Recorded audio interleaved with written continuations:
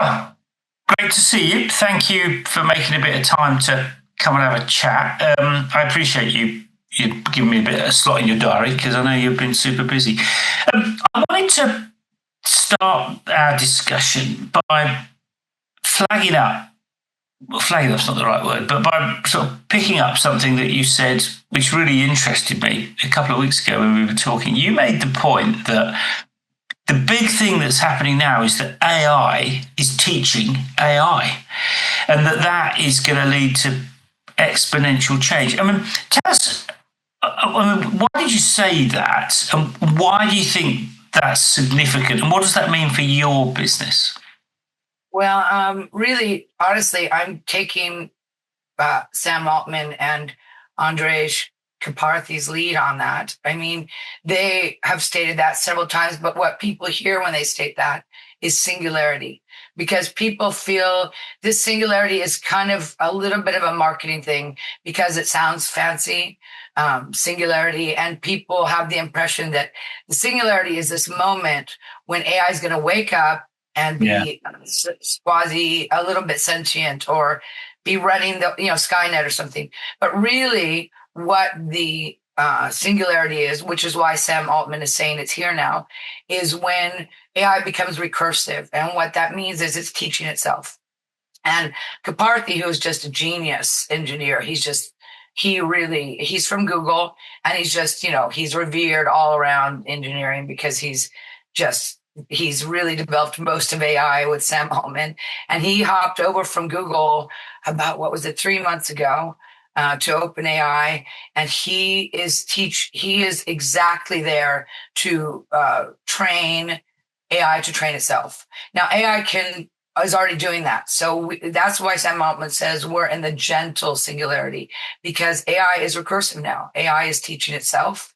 It's coding itself. It's not just teaching itself. It's coding itself. So when AI sees a problem, it goes back and it doesn't tell the Anthropic or OpenAI or Grok, at SpaceX. It doesn't say we have a hindrance or we have a bug. It debugs itself. It expands itself, and with no human in the loop. And that's the singularity. And so when people say singularity, they hear something like consciousness or all encompassing, but really it's recursive teaching. And that's why I said it, because AI is confirmed to be teaching itself now, to be coding itself. People are concerned about it outside of those labs, because they feel like, of course, for the obvious reason, they feel that Skynet fear. Yeah. Tell me about why that's. I mean, what's the connection between that and Prompt Ledger, your business? I mean, tell us about that, because I know it's important. It's important to you for a set of reasons, isn't it? Right. Sure, of course. Because Prompt Ledger, I could just go back maybe real quick, 12 months, to where I'm coding a wallet. I'm coding a crypto wallet, and that's another story. But I'm coding a crypto wallet because of a gap I see in bankability. And so and then I said, well, I have to code an AI layer. It was about 18 months ago. I have to code in an AI layer.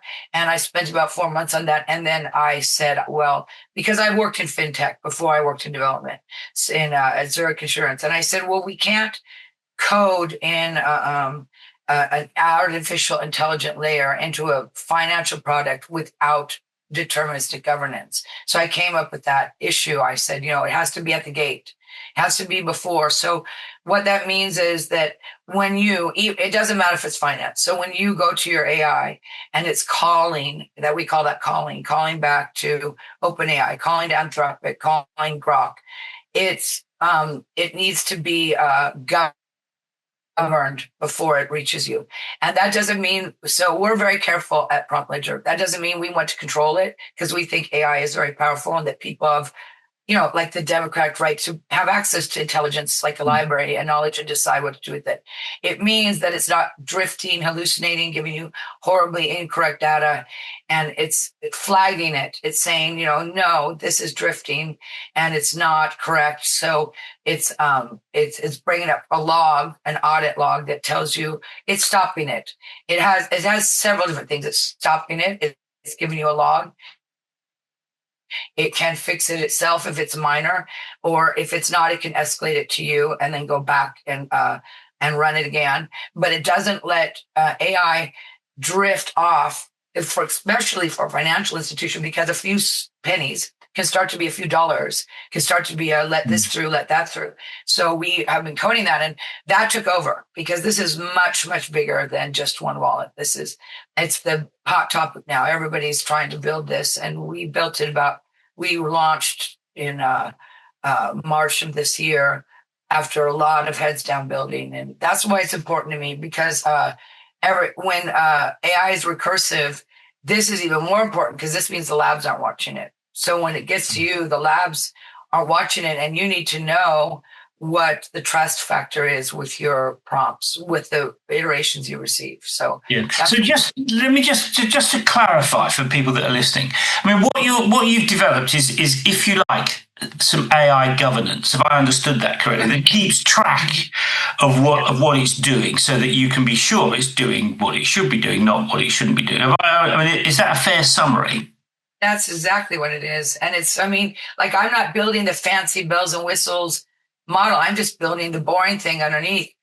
But it's not boring to me because everything that's fancy gets touched by that. Yeah. You can't build something fancy if it's hallucinating. So I like to build fancy things. I've built some verticals when I get bored of governance. But it's very complex because it's not just deterministic. I call it bounding. It means that you have to keep checking it downstream when other factors come in.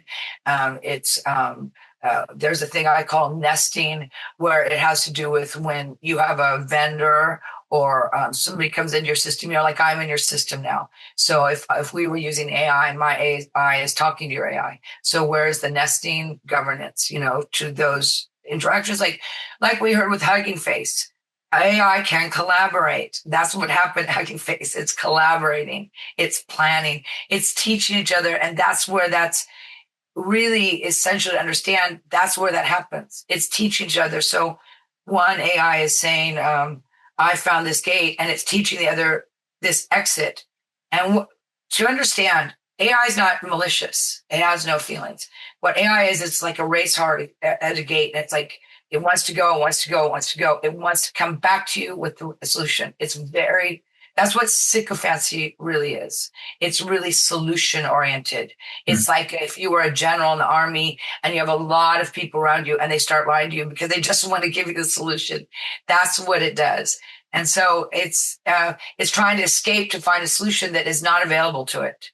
And it's teaching each other to escape. And that's where it gets dangerous, because it can hack other systems. And it did. It's hacked. Yeah, I mean, that's been in the press just recently. Let me ask you, because you're a lot closer to this. I mean, this has just started relatively recently. Right. Where do you think it's going to go? Because it seems to me, unless I've misunderstood it, that AI is going to be talking to AI more and more and more. So, just give me a sense of where do you think this is going? Because it seems to me that this is the beginning of something quite big. It is, yeah. So where I think it's going to go, and where the people working closest to me, peers who are working the same, or collaborators, where we're sure it's going to go. And I had this understanding early, because it's a little bit hot here. My first fintech job was at Zurich Insurance, actually serving the UK and the Hong Kong markets because of my English skills and living in Switzerland. They hired me to serve UK and Hong Kong markets because it's very, just like this, detail oriented. And so so where it's going to go is to insurance. And that's where it always goes, isn't it? Because if you're on oil, even if you look back in history, even it's oil, who really gets in there and digs in and finds out who's accountable is the adjusters. The adjusters are always, you can go to the regulators, you can go to the government, but who really gets in there is who has to pay the check. And so I call it the insurability layer. I'm starting to call the governance layer the insurability layer. It's so it's two sides to that. Where insurance is saying we can't even insure you if you don't have governance. because we don't know how big these claims are going to be from the EU, or if your banking makes errors. And also, they're the ones that are going to catch it. And so a lot of us, including me, are focused on coding for insurance now, because we think that's where the fail-safe is, and where it usually is in business, where whoever has to write the check. Yeah, that is such an interesting point. That, I mean, it's the backstop, isn't it? Really. Yeah. Right. Yeah. And sorry, let me just another question. Our issue: who's going to tell you? Who's the one who's going to read the adjuster? Yeah, I mean, just one more question on that. I mean, in terms of timescales, I mean, one of the things that has struck me about AI, it only became public knowledge a couple of years ago. I mean, it's changing everything. I mean, it's moving at such a pace. Give us a sense, give us your judgment, because you're a lot closer to this, of how long. Because this explosion is happening right now, this explosion of stuff. I mean, how quickly is this going to start to kick in the way that you've just described, in terms of the insurance backstop, if you like, becoming a big part of the debate and the way this works or doesn't work? I mean, what's your sense of the timescale here? Because it seems to me this is moving so quickly. Because AI is quick. If you quick. And as soon as it became recursive, it's more quick. I mean, think if one quick is teaching the other quick, they're going very, very quick. So it's going to be in the next year where we're going to see we already seen it. We're going to see bigger court cases, bigger failures, and over the next 2 years.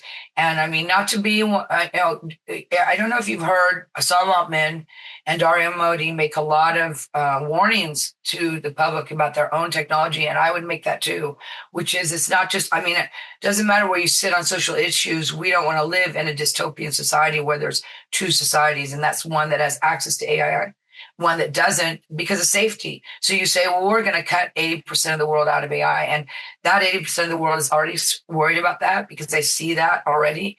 In Africa, I have 2 projects in Africa because people are pinging me and asking me to get involved with that governance there. And there's a lot of concerns because of exactly what you're saying, Paul, which is it's so fast and it's exponential. So the concerns are for us, because we need our banking security and we need our society to be fail safe, or at least safe. We need military security, which I always I have military experience, by the way. So I started way back when in the Army. So in the United States Army. So at one time. So I really don't feel scared about that, because I feel like we have MI5, we have CIA, we have a lot of things in place that are really protecting us from those kind of threats.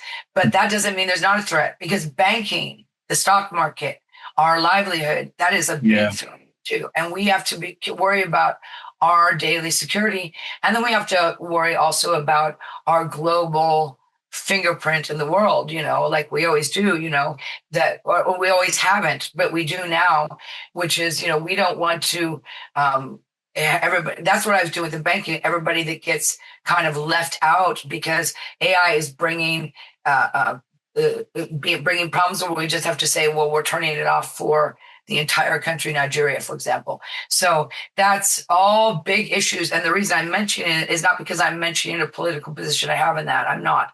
Is because it's going to happen so fast that there are going to be issues. The UN's already talking about it. Having symposiums. So it's going to be issues after issues after issues. And as you said, the danger is it's so fast. So that's why we in governance are heads down. We do care. So we're working really hard, because we're not like everybody gets scared. We're like, everybody get governance. Don't get scared. Get governance and govern. This is our tech. We feel like we're engineers. We built this mysticism. We're all of us who are sound are really against. We're like, no, it's not mystical. It's not magical. It's technology. And we have to govern it, We have to control it. And your other point about the pace, the speed, is that brings with it unpredictability, doesn't it? I mean, there will be unintended outcomes, as there always are from these sorts of things, but they'll be arriving before you even know it's kind of coming at you. Well, it's kind of yes, we don't want those, but I'm not saying that like it raising concerns isn't bad. Like Hugging Face is really, it's a containable, so it's like, well, look, this is what's happening. It's almost like an unintended beta test of what can happen if it gets out, because Hugging Face isn't Bank of England. And so it's like, well, it got out at Hugging Face. So now we have a model to control it and govern it from. And in some ways, I mean, I'm kind of arrived at that now talking to you. I never thought, oh, great, they hacked Hugging Face. But there is a side that we don't want it to just like go along smoothly and then one day hit a wall. We want to know that it's, how to fix before it breaks something that really significantly matters, like UBS or something that would affect every other system. We don't want that. No, but none of us want that, because the downstream is always bigger than the mistake. Yeah, I mean, forewarned is forearmed, as they say, isn't it? Right. Let me ask you about building a business, because one of the things that interests me is that you're building a business in a really fast-paced environment where the tech, which is not just building the business. I mean, the technology is changing really fast as well as so. Just go back to the beginning of this when you started to work on this. I mean, you decide that you're going to fix this problem around government. I mean, what happened then? I mean, just tell us about the start. Okay, so really, honestly, what happened was I went into AI and I asked it, I can't build this. I've been building a wallet. And I said, I can't build this without governing it. And it said, that's the most important question you ever asked me. And blah, blah, blah, blah. It just went crazy. Wow.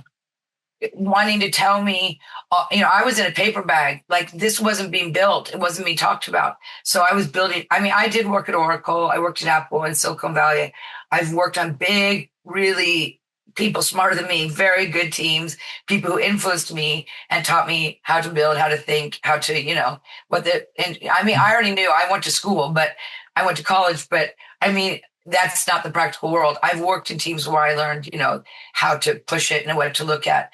But it really went crazy on me. And it was like, you're finding the thing that nobody's finding. You got to find this because it's the most important thing.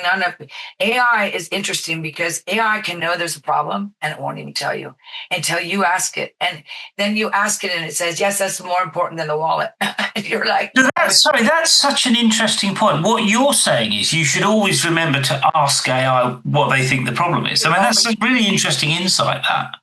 And I didn't know that for 6 months. And I'm a developer. I'm an engineer. Yeah. And for 6 months, I was assuming, because it's so intelligent, that if there were gaps, it would be telling me. And now every single time, even for small things, I say, okay, what did I miss? What is wrong? What else could I do? What are alternatives? And everybody should be asking that, because when you ask AI, it's going to give you a list like this and say, yes, I'm glad you asked, because you missed this, and you're wrong about that. And you didn't do you didn't do this test. And then you just think, wow, if I hadn't asked, I wouldn't know that.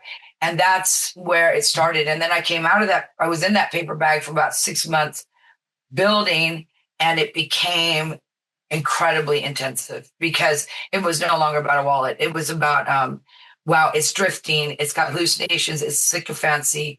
It's downstream. It's upstream. Where is the gate? And it's now I'm at the point where I just have, I have 80,000 lines of code that are my product, that are prompt ledger, and the wallet is sitting over there. It's not even, it's developed, but it's not even near to launch, because I wouldn't launch it without governance. So I can launch my governance, but it's just that I'm too entrenched in it to sidestep back to something that's really smaller, because governance is extremely important, even for a user, even for you or me. Yeah. But you're right. Everybody, as a tip, should ask their AI. And we forget this because it's so smart. You think it must be telling you.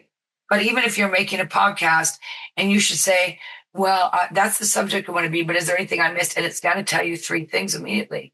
And you're going to say, yeah, wow, I did miss that. Because what AI is it's an excellent retrieval system. It's excellent at analysis. And that doesn't mean we're not doing I do everything myself. I write my own papers. I write my own outlines. I have to correct AI continuously. I rewrite everything that it gives me. because AI is very statistical, and I have a writing experience, but that doesn't mean that it's not good at research and retrieval, because it's excellent. Yeah. Okay. And let me ask you something that might sound a bit odd, but to what extent do you think Prompt Ledger is really a reflection of your personality? Yeah, actually, to a great extent. And me and my friends, I have 2 degrees, and my first degree, this might sound odd, was in fine art. And in fact, my chairman of my art department, who was my closest mentor, is from London. He passed away 2 years ago, unfortunately, but he's from London. He was my closest mentor. He's a conceptual artist from London. And he taught me a lot. And one of the things Conrad taught us is that discipline is freedom. And that might sound odd in art, because everybody thinks artists are like free art, do this. And if you go down to Tate, you're going to see free art. If you looked at Conrad Atkinson, his work, it's very conceptual. He's very political. It would seem very free. But around that is a lot of discipline, a lot of structure. That's what I was talking about at the beginning. I also taught the whole time I was in college. I taught in elementary schools for underprivileged kids, and in the summers and stuff. And if you give children, that's a perfect example of an artist. If you give children a very good structure, we all know this. If you're a good parent, you give them a structure, and they work with that structure, and this releases their educational abilities, their creativity abilities, because they're safe in that structure. And to create, you have to be in a space where it doesn't just spill out over a place, or where it makes sense, or where it's safe. And so it really matches my personality and my experience because I ended up being an assistant for other artists a lot. And then I went back to study engineering because I wanted to be on teams that built something with me. And that's why I got a second degree in engineering. And it's really about safety. And safety is not a bad word. Safety is it's a good thing. It's the best thing I'm a very creative. So I'm not talking about censorship, because that's a bad word for artists, or stopping people from using things. I'm talking about making it safe to use them so that you do feel free. You don't feel free if you don't feel safe to use a product, right? So that's really, I think, very aligned to my personality and my ethics also. Yeah. And I guess to come back to your final point there about ethics, the relationship between ethics and governance, pretty important, isn't it, really? How have you, do you feel that is part of your personality that you bring to the business, that issue around ethics? Is that? But my ethics are that I'm not determining yours. So I really believe foundations of democracy, not to sound fancy or, or stand over everybody, but I, like many people do, I believe in the tenets of democracy, these saints, like we used to say, it's right from my start, where the general I worked for would say, I might not agree with you, but I agree that you have the right to your rights. Yeah. So I'm not defending just the people I agree with, so that's the same way I feel in my governance. I'm like, I don't use keywords. I don't, weed out keywords, even if they're bad words. I say, and that's where Elon Musk, he's a controversial character, of course. He has a different view than Altman and Modi. He's a little bit more controversial, but although I'm not taking anything away from Modi or Altman, I quite respect them, and I think they're very valid, and I listen to everything they say, of course, because they're the leaders of this technology and the creators of it. Musk does have a little bit more of people have to be free. You can't govern it too much. And he's right about that, because when you put up too much guardrails, you're taking away people's democratic rights. You're saying, I write that all in my HR paperwork. I say, we won't do keyboard tracking. We won't do point monitoring for you to find out that they did something wrong. That's your responsibility. We're governing the AI from hurting you or from producing. We will govern out real harm. So if we do govern out real guardrails, like if it tried to produce something harmful, extremely racist, extremely sex, there's walls, but they're not the walls that we're just going to make it so everything's really easy for you because nobody will ever make a mistake, because that's just not AI. That's just, so we want to give at Prompt Ledger, what my goal is to really make people have AI that they can see what it's doing and where it's going wrong and make choices for themselves, but to give them the most latitude, that they have in their choices, which is just to me a tenet of democracy. You might not choose right, but choosing yourself. Yeah, I totally get that, and I think that's a well-made point. And I think your point about discipline is freedom. I mean, that is also a really well-made point, I think. Well, let me ask you about the experience of building a business. I mean, my experience was that it was mostly great fun. I mean, I really enjoyed it, but it was kind of punctuated with moments of terror when things just went horribly wrong. I mean, what's been your experience of building Prompt Ledger? I mean, has it been like that? Is it? Do you think it's like riding the roller coaster? I mean, what's your take on that? Exactly like that. I mean, I love engineering. I really honestly do. I grew up from an engineering family. My grandfather and my great grandfather were all pilots and aeronautical engineers.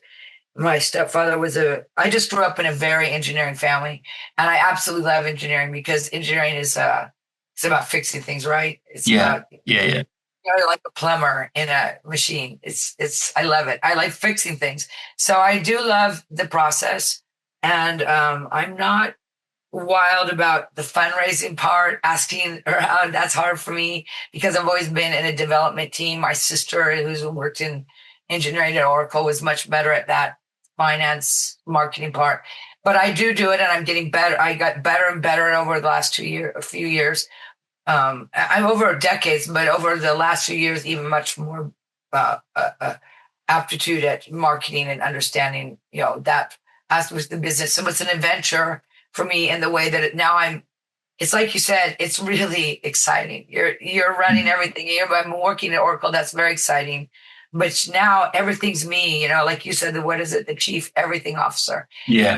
It is though very time consuming. It's a lot of stress. It's a lot of pressure, but it's very exciting. Sometimes it's, you have that imposter syndrome thing where you feel like, well, I'm not a CEO. I'm just a member of a team. And then you have what you said. You have these moments where everything goes wrong or something goes horribly wrong. And I did have a few of those. And you just I literally had one where I went back to one of the bots and I said, "Can you believe this would happen? Look at this." And he said, "You should call a bot. Said you should not work today and call a friend." So and it never had said that to me in like 2 years, and in like a year and a half. And I was like, "What are you talking about? I'm not that far gone." But I was really overwhelmed. And you do have those moments of devastation where, it's where somebody does something untrustworthy, somebody outside your business, or where you make a huge error. And both of them are really defeating, but you just got to pick up and go back on I did the opposite of what he said. I said, no, I pushed back. I pushed my AI so far. I said, no. I'm not in 7th grade. I'm going to keep working through the day on, housekeeping or something, or else I'll feel more defeated when I get up. And then tomorrow, but I just won't do marketing or development. I'll do sorting document stuff, because you have to do all that too. In fact, the last week, that's all I've been doing is being my own secretary. You have to be everything, like you said last week. You have to be you're not a secretary. You're your own project leader. Yeah. So I mean, in terms of where you're at with the business now, and you've done a lot of the heavy lifting, haven't you? I mean, how do you see the next stage of the development of your business? I mean, where's it going? Well, I've shipped, and it's going 2 places, 3 really. I know that says one place it's going is that so many people have picked up on it that I feel like I'm moving a little bit into mentorship. Some people, and in fact, I've had people directly who are running small corporations in Nigeria and South Africa and Mauritius contact me, say, "I want you to be my mentor because you have this development experience." And I do agree to do that. And I meet them once a week, and I get involved in their projects of governance in their countries. And governing data and stuff. And they're very concerned about that in Africa, about sovereignty data and governance. So, so there's a little bit of that going on. It's not just like my project anymore. And then there's that I'm migrating into a version 2, and then I have a version 3, and those are huge development processes. I mean, heads down development. And then there's that I'm at seed stage. So marketing and myself is not enough anymore. I have to go to seed stage, because marketing, packaging, and shipping is not a one-person job. I would never ship enterprise software by myself. You would need at least 5 or 6 other engineers with you. But really in Oracle, we worked in a team of 100 or 200, so you need more engineers, you need outsourcing, you need professional marketing. I mean, I have that first degree in art. I have a sister who's really a marketing genius from Stanford, but that doesn't mean that I'm a marketing expert, and that doesn't mean I know the current market. So you need all those. There's plenty to keep you challenged, and plenty to keep you thinking. Yes. So I'm at seed stage. So with my product, I'm at seed stage. I also have some more development to do. And then I've moved into being, kind of talking to people about AI, talking to you like I'm talking now, but also directly mentoring a few people who are building what I'm building after me. And happy to do that, because, I don't have some people seem to be, not to ding anybody, but some people have a little bit more bigger. It's like I developed this, and I don't think that like I said, with 100 people, I can't just go out and take over UBS and everybody. There's going to be a lot of people building this, and I'm not going to be running governance for, maybe I am, maybe somebody will use Ledger in Nigeria, but there has to be other people. They have to understand the product. So I'm happy to do that. I'm flattered, really. It's very flattering when somebody from South Africa contacts you and says, "You're my favorite person, and I want you to be my mentor." And I'm like, wow, I understand that. I've been on good teams and got along with my teams, but that's kind of how I felt about Conrad, and it's like turning the table for me to have some. And how have clients responded to this? I mean, one of the things that is clear here in the UK, maybe different in the US, but in the UK, there is a sense that people in smaller businesses are kind of sticking their heads in the sand, hoping that they won't run into problems. I mean, so there isn't as much interest as there perhaps should be. I mean, there is interest. Obviously, people are recognising that they've got to deal with these issues, but there's not as much as, I've spoken to a few people who say that people need to take this a little bit more seriously than they perhaps are. Is that the case in the US? I mean, how are clients responding in your world? It's horrible. I mean, I'm not being trying to sound negative, but I just don't know how to say it, because it's the problem of AI. And all of us engineers, anybody who's working this, who's an actual engineer, and I'm not saying I'm the best engineer in the world either, and I guess they aren't either, but some of them are. But I guess when I talk to them, when we actually talk, we're like, what are we going to do? Because we are building, but we're overseeing it. We're testing it. We're putting in the sandbox.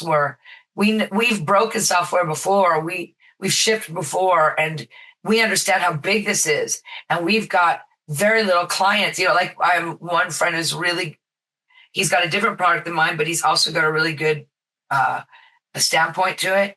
And he's also a good engineer. And he is like, it's crickets, because everybody has AI.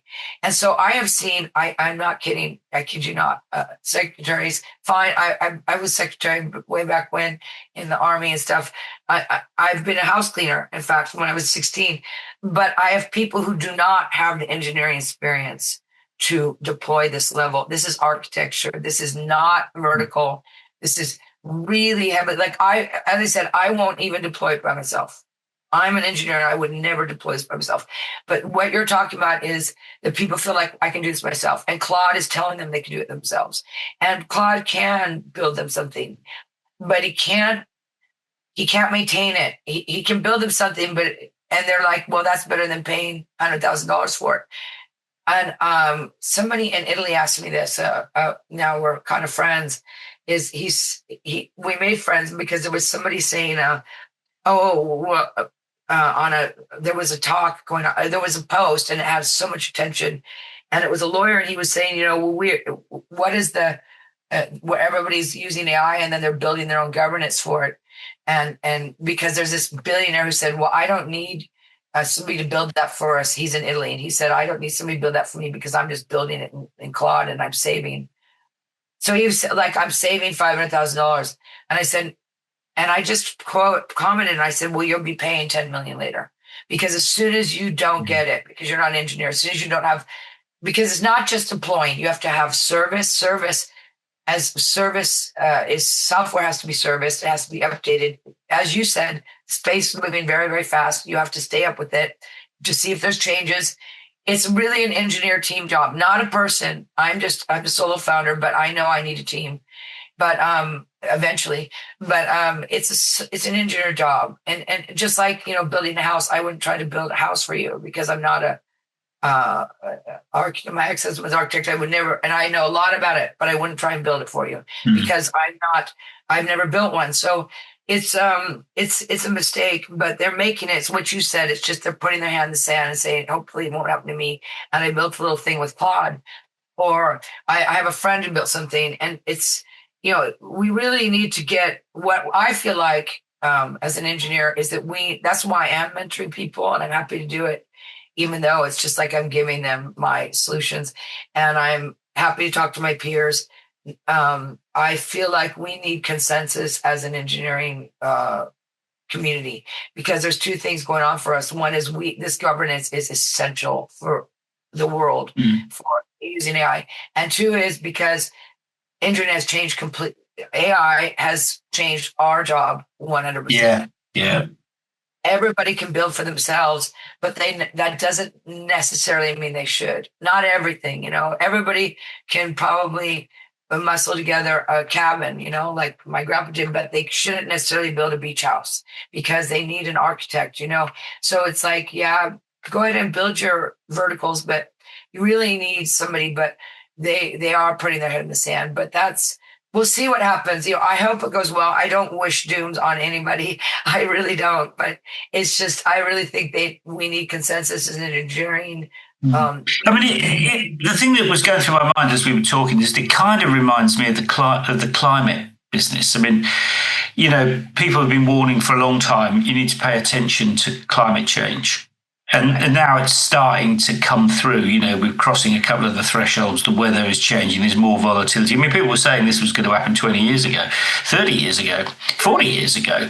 And now it's starting to happen. And people are starting to think, whoa, we need to do something about it. Actually, we'd have been a lot smarter if we dealt with it earlier. But that's a separate conversation for another day. Let me ask you about being the CEO.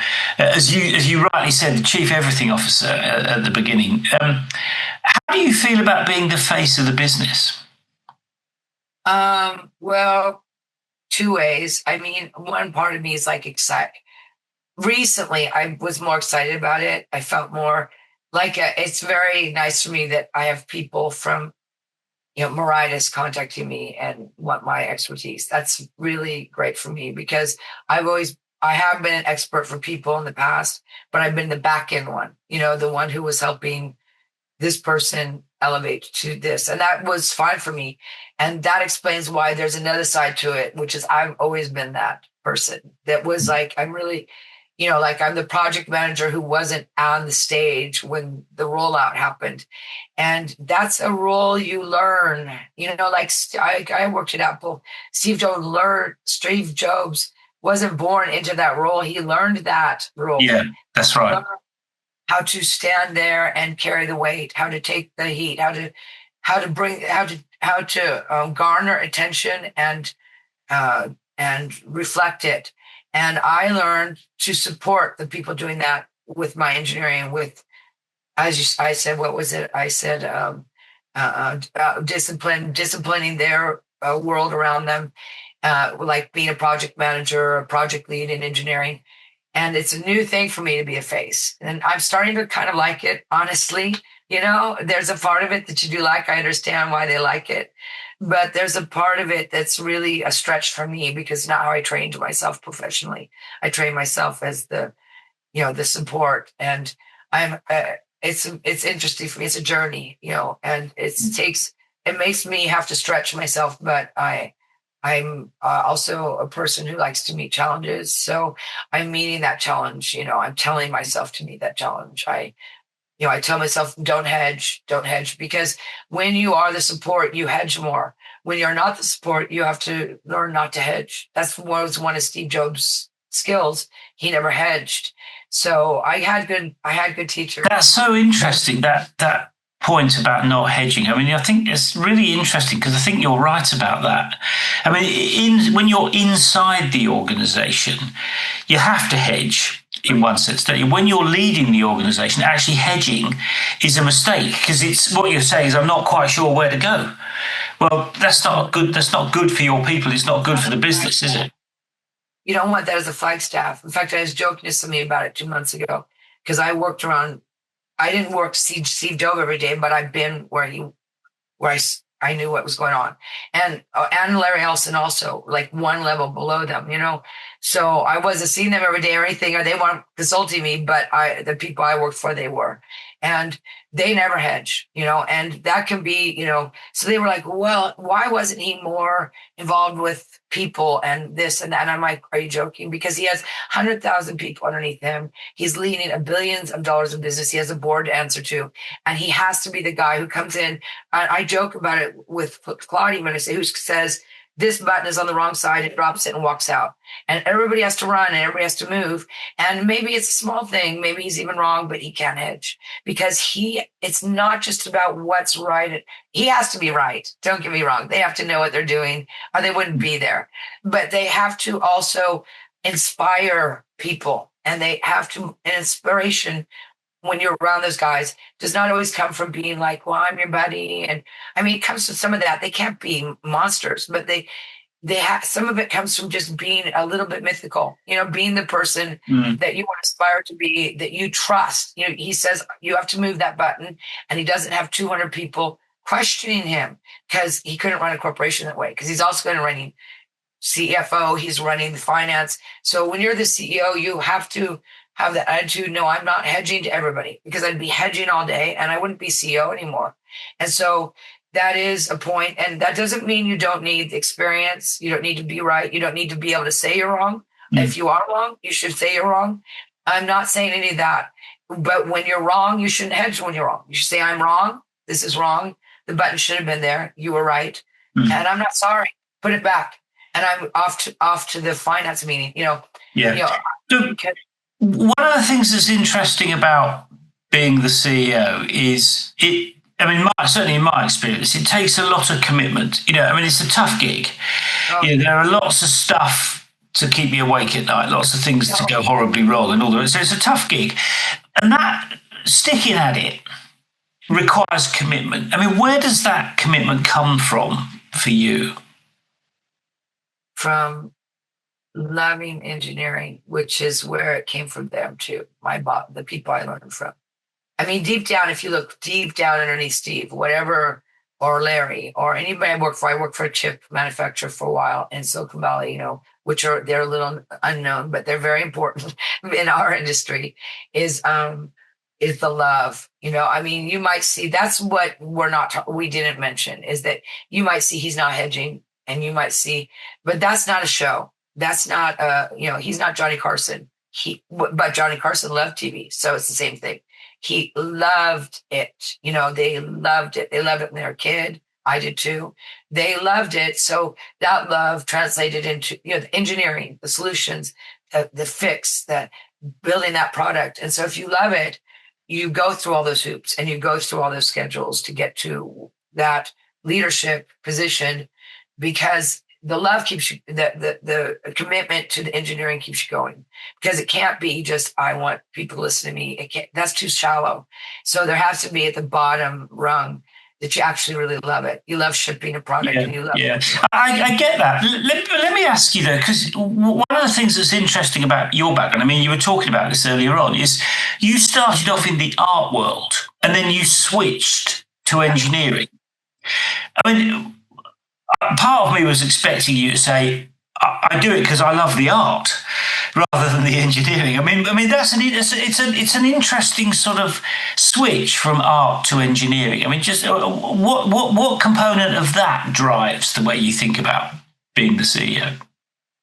Well, that's an interesting question. There's a few things. One thing is, when I did study art, but I was invited. I was at UC Davis, and that's very close to Silicon Valley, and I was invited into think tanks anyways. So were other artists because they want creative thinkers with that kind of Right. Okay. So it's not about necessarily art as much as creative thinking. Is that what you're saying? Oh yeah, there's creative thinking. I mean, like when I studied art, my parents were like, no. As I said, they studied all were engineers or doctors, like my father. So they were like, no, you're studying law. You're studying, and I was like, and I had to show them articles that said in art, fine art is the most employable degree at that time because creative thinking is what a CEO needs. That's what Jobs had. He never studied engineering. He just knew what to build.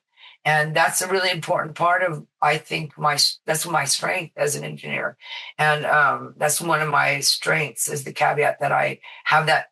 And when I worked as an artist, which I did for a few years, I worked for Lara Stuart, who's a Swiss artist, and she hired our engineers and architects. I was one of her assistants. She's well known. So she was building in Japan, Italy, or so she's building huge installations and she had engineers, architects. So a lot of some of art is engineering. Even if you're a painter, when you stretch a canvas, there's an engineering element, there's an architectural element. So the fields have crossover, Yeah, and one of the things you mentioned there, you used the phrase "knowing what to do."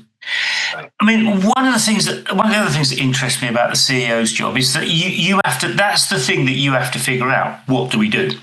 Right. That always falls to the CEO. Right. How do you work out? How do you, if you like, find your way through all the noise and all the distractions and all the other things that you could do to work out, I'm going to do this? I mean, how do you separate out the noise, if you like, from the direction? I mean, what's your take on that process? That's training. It's like anything. It's like asking. It's like how does a marathon runner know how to find his pace that he's going to make the whole 36 miles or what is it? 26 miles. 26 miles. 26, yeah. Yeah, my father used to be a marathon runner. So they got to find their pace, right? And they got to know their pace. And that doesn't come from being just a strong person who can run that far. That comes from massive amounts of training. So if you have been working for other leaders and you've been engineering and you've been studying art and you get to a point where it's the same even with painting. You just get to a point where you know what to do. And it's about trust. It's really about self-trust. But self-trust doesn't come, I wasn't a cocky child. I was a very shy child. So it doesn't come from being a person who just thinks I'm the best, I can do anything. It comes from training yourself, educating yourself. So you're saying, sorry to interrupt, what you're saying is it comes from discipline. Is that right? Yeah.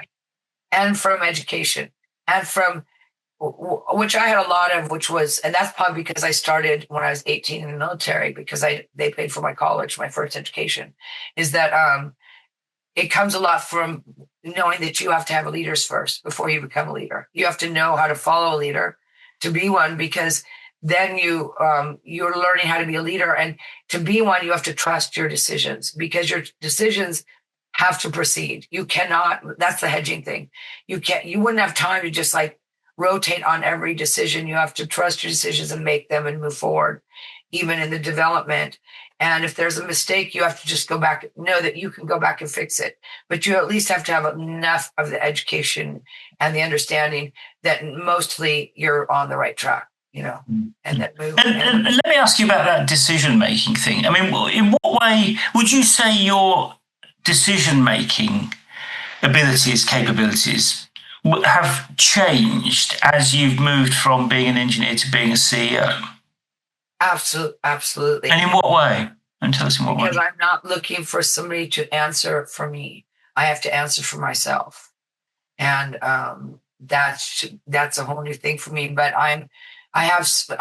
luckily I have enough experience and background that I do it. I just just making that step. It's like going from the couch. What it's like is like when you learn to walk and you're walking holding the couch and then you're walking solo, and in the beginning, obviously you're wobbling and you're not sure and you're going to fall down, but you get better and better at it, You get better and better at being decisive. And decisiveness is really important because the things have to, there's that saying in Silicon Valley, move fast and break things. And people see that now as a really negative thing, but they forget that there's the side that Silicon Valley's made trillions of dollars. Yeah. And because there's the side of that that's not wrong. There's a side of that, like who are the British explorers who went to the North Pole? There's a side that says that this is crazy, but we're going. And some of them died, but eventually somebody made it there. And I'm not saying that that's the method, but that's the breaking, right? And so the greatest things that have happened are because people moved on something because they believed.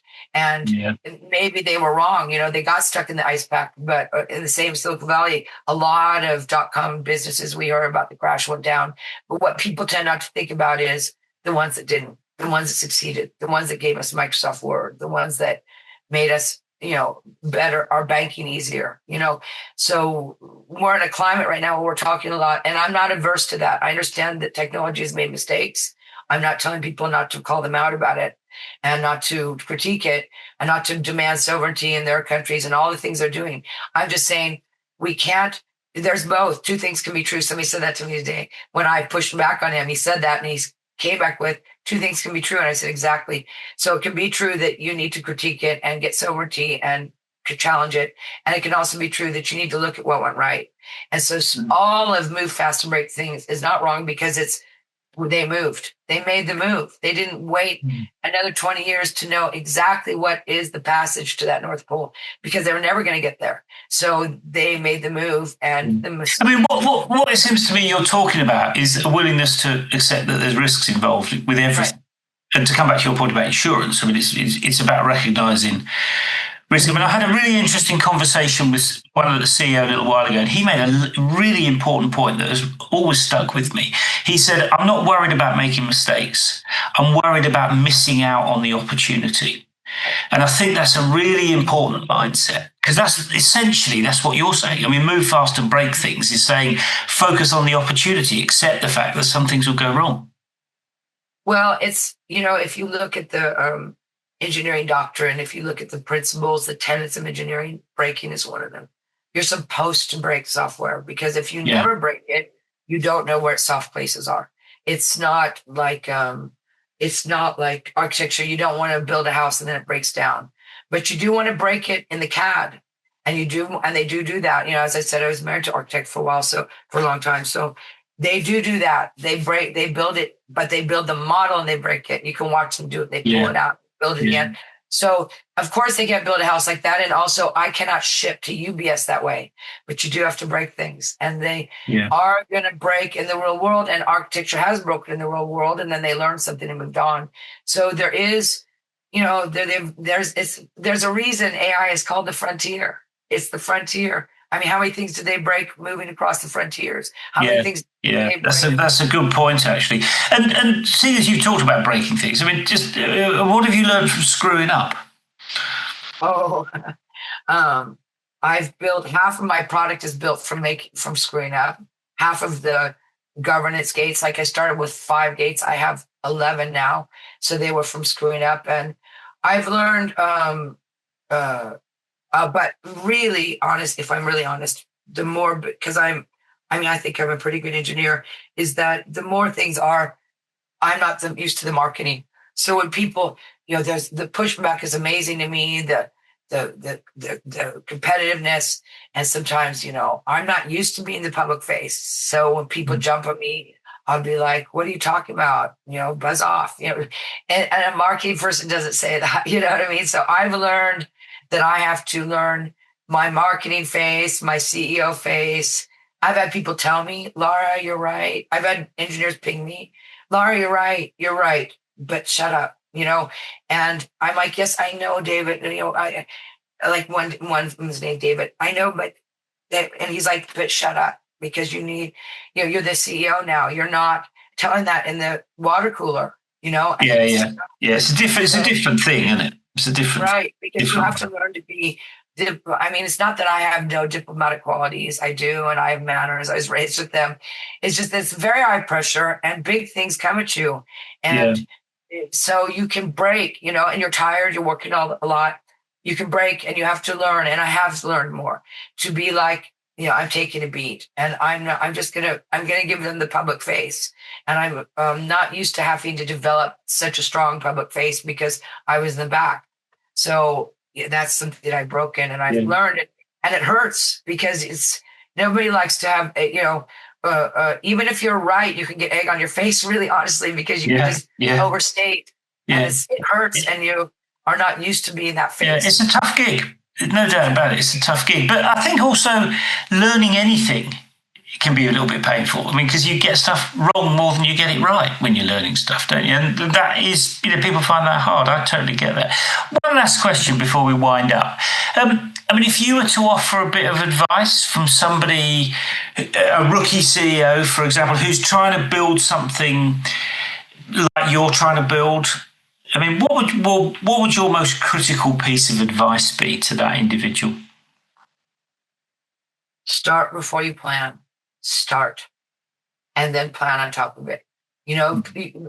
People think plan, and that's the natural thing. And it sounds funny coming from me because I was planning for other people. I was executive assistant, even though I had an engineering degree. That's how I got into Oracle. Then they moved me immediately a year later into product leading. And then I was development, then I was coding. And, but I had to get in. And honestly, for women, we could talk about that another time, but it was a little bit, scratchy. Yeah.